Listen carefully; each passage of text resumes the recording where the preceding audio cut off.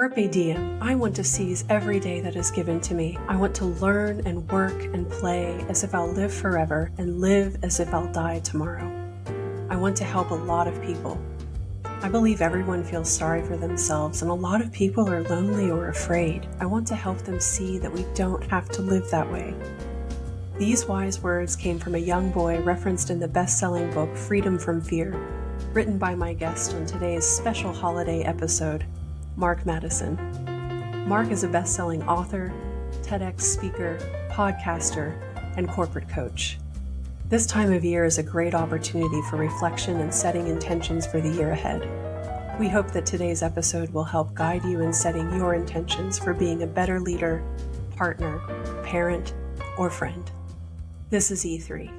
Engage and empower with empathy. Welcome to the show today, Mark. It's so nice to have you here. I've been really genuinely excited about this conversation. I saw you stand up on stage and give your TED Talk live back in August, and I was incredibly inspired by it.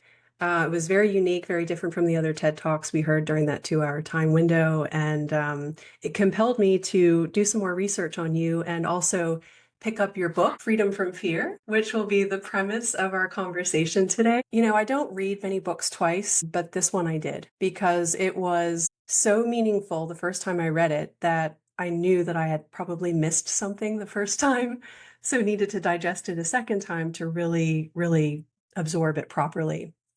It's like cheesecake. You can only have a little bit at a time. That is true. I cannot handle a whole lot of cheesecake. Good example. So you introduced the first chapter with a funeral.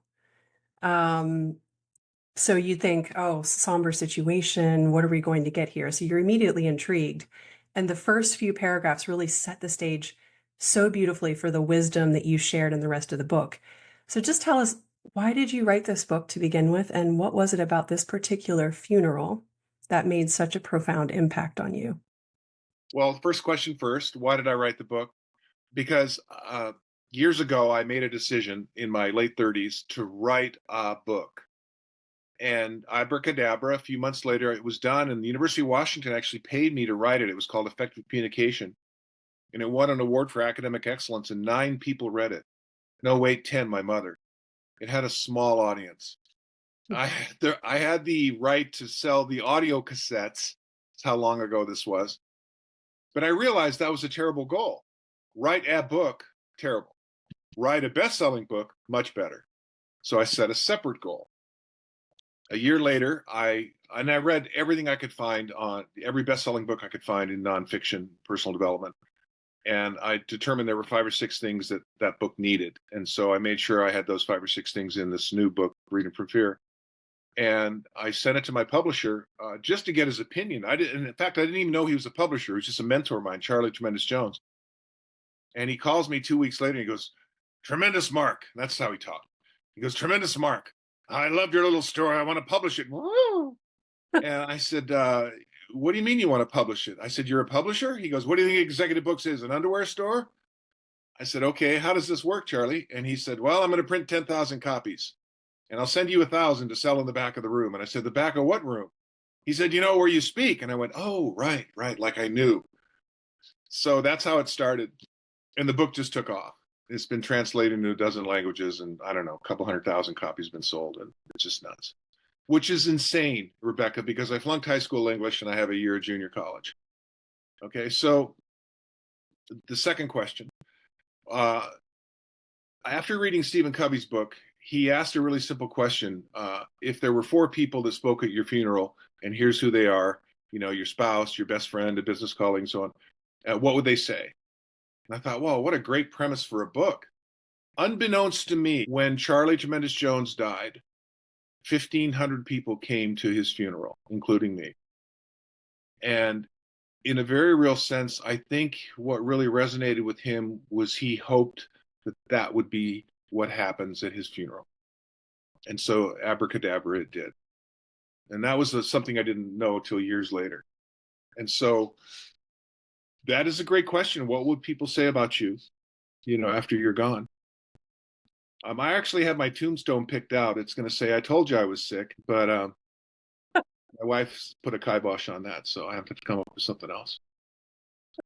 It's good that you're preparing and already thinking about that. I think so. Yeah, I got to dig your well before you're thirsty, Well, I want to go back to your comment about education because I remember in your TED Talk, you mentioned you've read 2 books every week since 1989.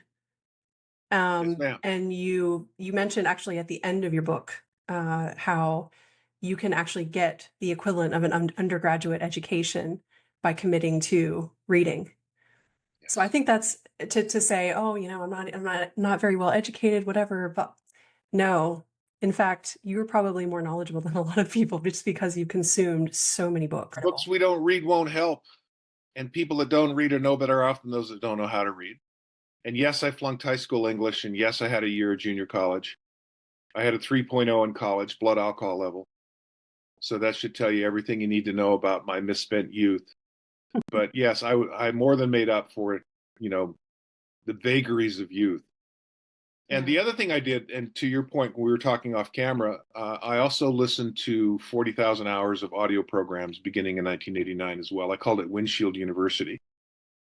And I listened to hundreds of audio programs. And of course, now I listen to my own, which is weird because I'll be driving along, and go, this is pretty good. I should write this down. And they go, oh, I already did. You know, it's one of those things where you just go, oh, little false modesty. I love that. I love that. And the character in your book, Len, also mentioned how, the books you read and the people you surround yourself with, that's what basically creates your identity. You'll Be be the same careful person with, in 5 years, except for two things: books and people, people and books. So who are you hanging around and why? yeah. And what are you reading and why? And are they moving you towards who you want to become in 5 years? That's literally the title of my podcast. Again, borrowed from Charlie Tremendous Jones. So books and people, people and books. And those two, that simple phrase changed my life. Well, it certainly made me think a lot about my own life and how I can be more purposeful with both of those things. So Oh, thank you for that wisdom. and anchors and speedboats. There's people who pull us forward and there's people who drag us down. Why are you hanging around the anchors? Yeah. They're ghosting you, they're gaslighting you, they're making you feel less than. It's like, well, then anchors away. Stop it. There's a great video by Bob Newhart called Stop It. It's one of the funniest things you'll ever see on YouTube with Mo Collins, the comedian, who's just brilliant.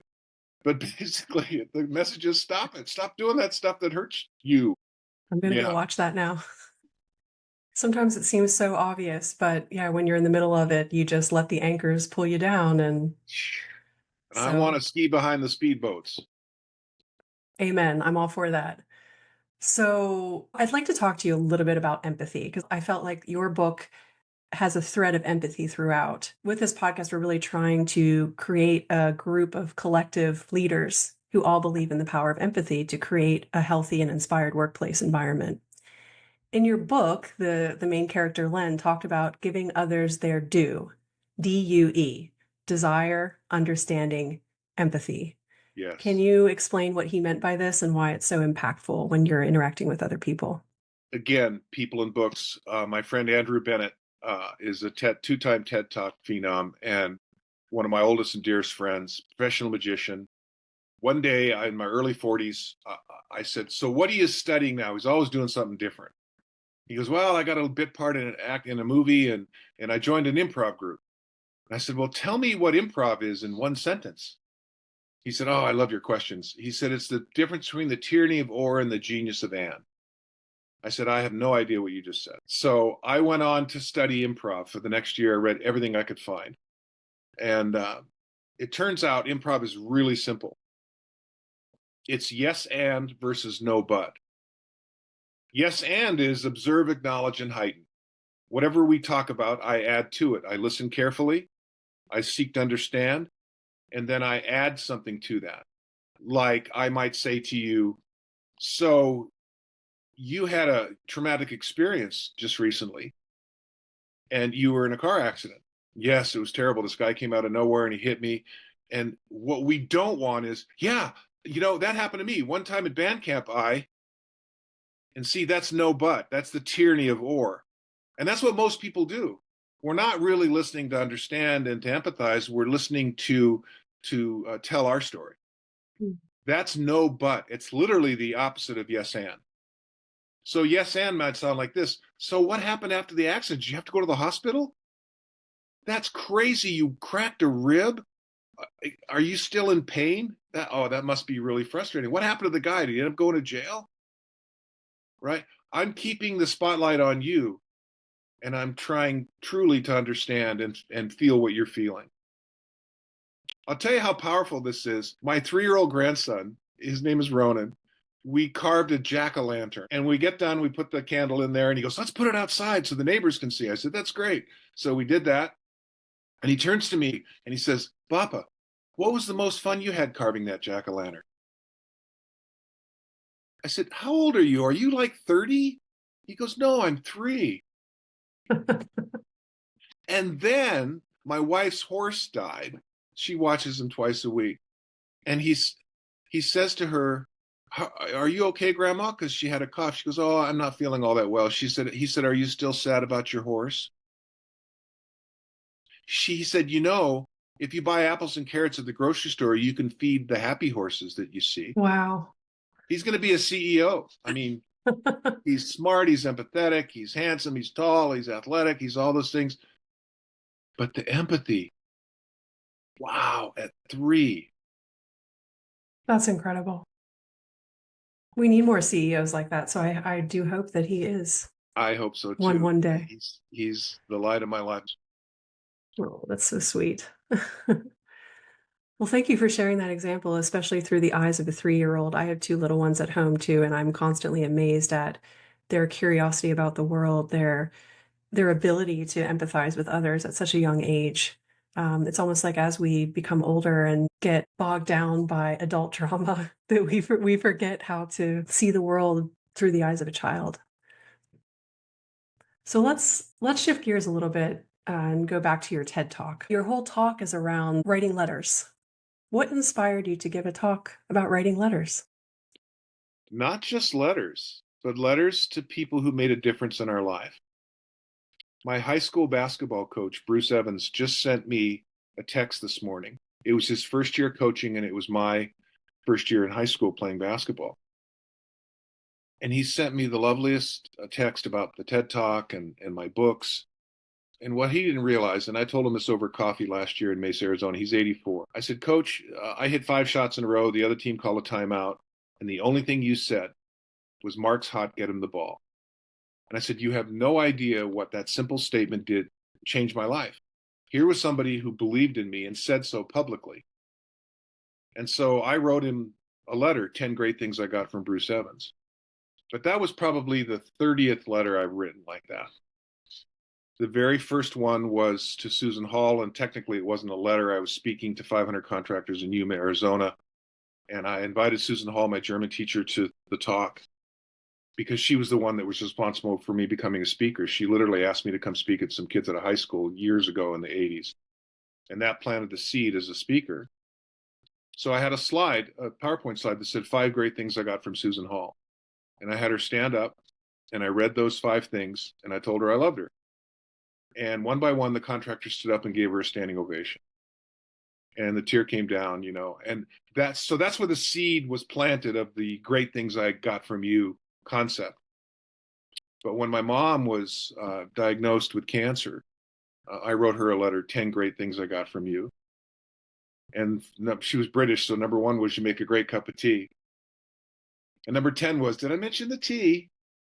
And in between, it was like, woman of letters. She wrote her mom every day, right? She kept a journal. She read books from the library. She was a wonderful nanny to our boys. And she called about a week later and she goes, Mark, it's Mom. I said, hey, Mom, what's up?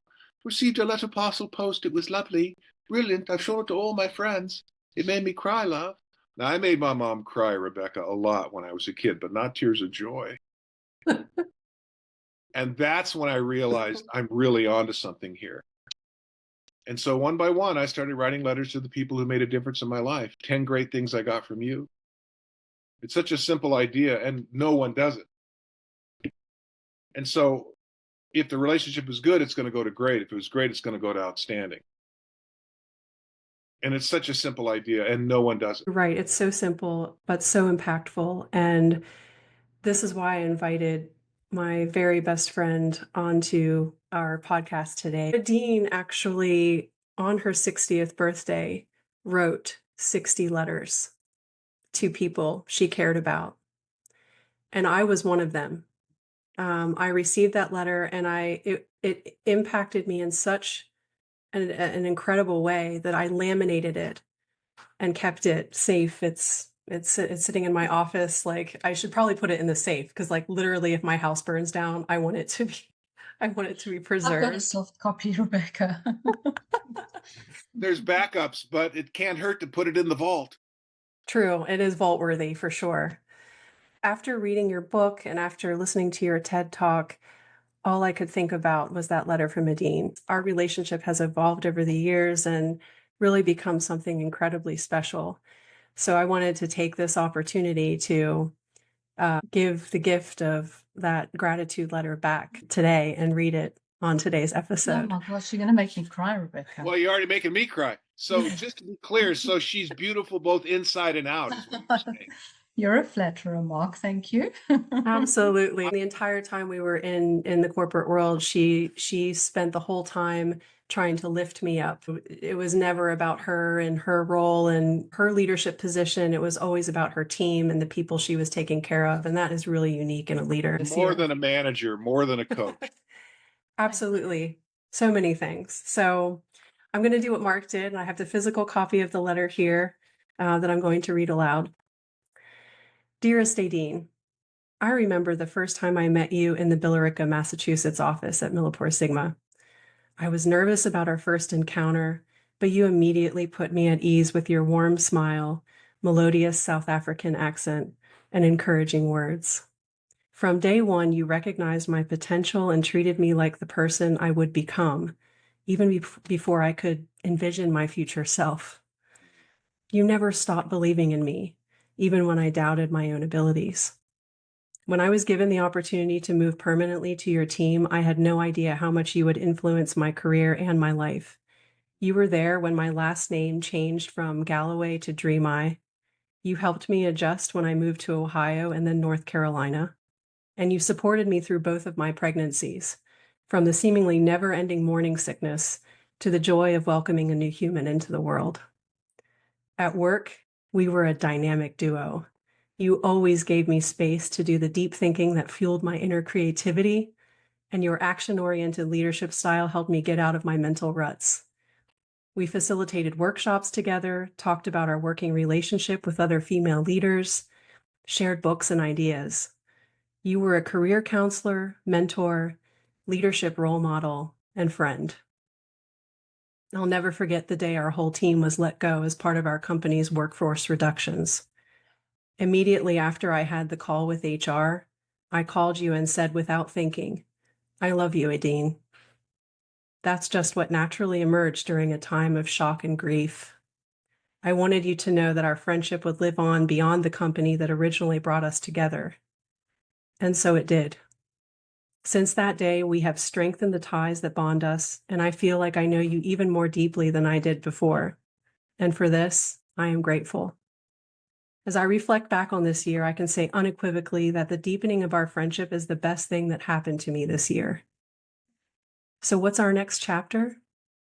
As I look forward to 2025 and beyond, I see magic in store for both of us. Mark advises in his book, Freedom from Fear, to set goals through and not to something. My goal is to launch and build a business with you so that together we can bring the power of empathetic leadership to teams and companies who want to drive meaningful and sustainable change. I've had the pleasure of calling you my manager, my colleague, my friend, and now my business partner. Thank you for this incredible gift. Now let's go make this world a better place. All my love, Rebecca. Thank you, Rebecca. I am blessed. How do you feel about that, Adine? Whoa, I'm struggling not to cry, right? Me too. I'm like,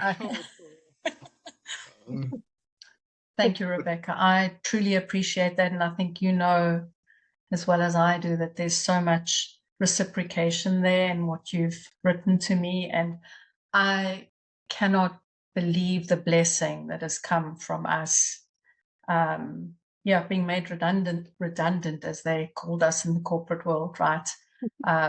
In March. Look where we are today. And thank you. Thank you for being my light this year.